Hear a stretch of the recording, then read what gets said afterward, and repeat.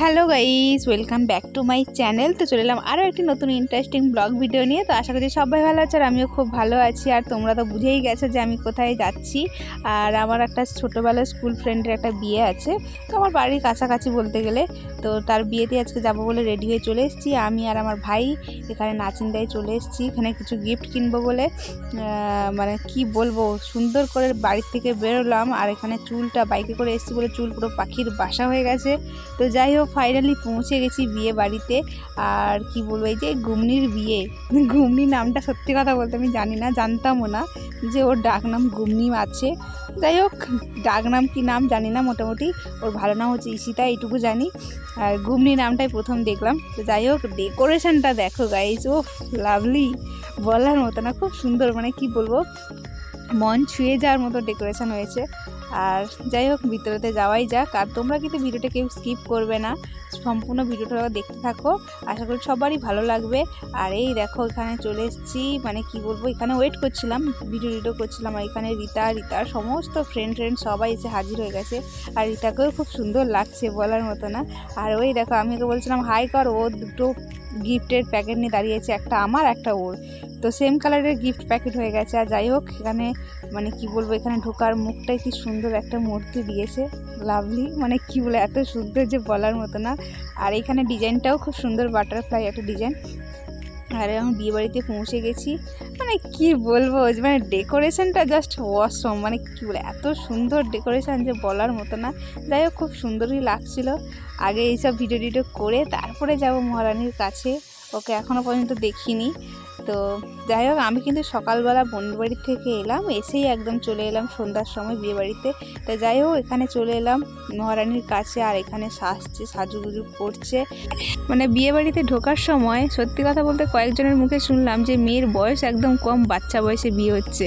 মানে যারা জানে না তারাই এইসব কথা বলছে। সত্যি কথা বলতে আমাকে আর ঈশিতাকে, মানে স্কুলে মানে কী বলে, ঈশিতার আমি 5 থেকে 10 অবধি একসাথে পড়েছিলাম। আর আমার দুজনকেই কেউ বলবে না যে আমাদের বয়স, যথেষ্ট বয়স হয়েছে। মানে কি বলো, যারা চেনে না জানে না তারাই বলছে যে বয়স হয়েছে। যাই হোক, বাড়ি থেকে তো সুন্দর করে সাজুগুজু করে বেরিয়ে এসেছিলাম, কিন্তু সত্যি কথা বলতে মাথায় 3টে ফুল লাগিয়েছিলাম, 3টে ফুলের মধ্যে আমার একটা ফুল টিকে রয়েছে। তো যাই হোক, ঈশিতার এখানে সাজুগুজু কমপ্লিট। আর একে দারুণও লাগছে। আর এখানে মেকআপ আর্টিস্ট লাস্টে শেষ পর্যায়ে ছবি তুলছে।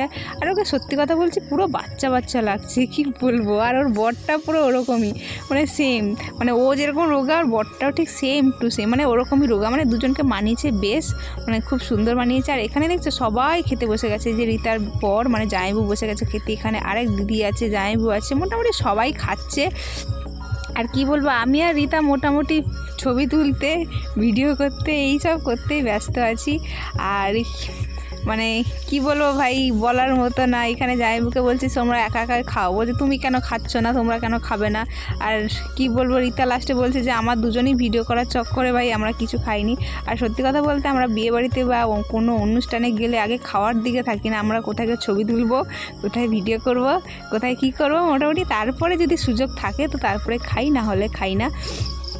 আর এই যে জামাইবু বলছে তুমিও খাও, তুমি কেন ভিডিও করছো, আগে খাও তারপরে ভিডিও করো। তো এইসব কথাগুলো বলছে। আর ওখানে জামাইবু যে বসছে না, ওইখানে কুলার চলছে বলে ওইখানটায় ঠান্ডা জায়গাটা সুন্দর করে বসছে। আর এখানে একে অপরকে সবাই মোটামুটি খাইয়ে টাইয়ে দিচ্ছে ভাই। আমি সিঙ্গেল মানুষ গেছি ভাই, আমার কোনো ফ্রেন্ড যায়নি ওইভাবে। তো ফ্রেন্ড গেছে।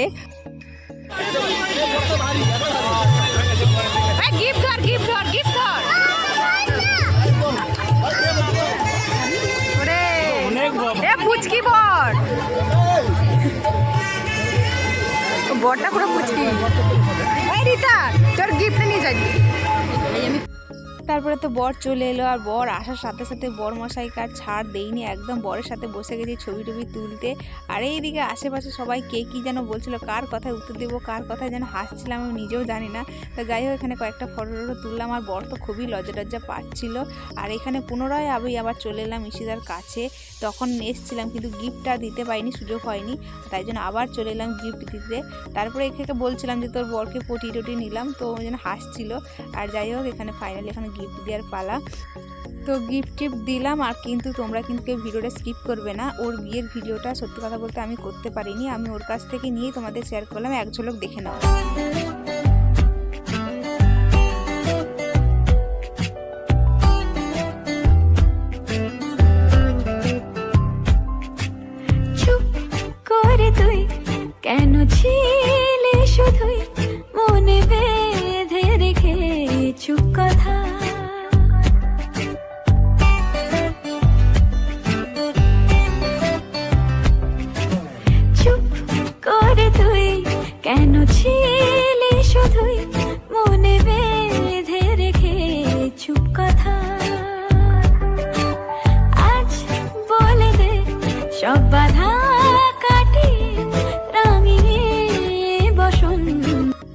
গিফট টিফট দেওয়ার পর তারপরে আমি ভাইকে ফোন করলাম যে ভাই আমাকে নিয়ে যা। সত্যি কথা বলতে হঠাৎ করে আমার শরীর অসুস্থ হয়ে গেছিলো, তাই জন্য আমার ভাইকে ফোন করতে ভাই আমাকে আনতে এসেছিলো।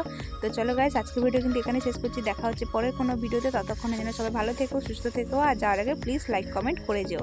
তো চলো আজকের ভিডিও এখানে শেষ করছি। টাটা।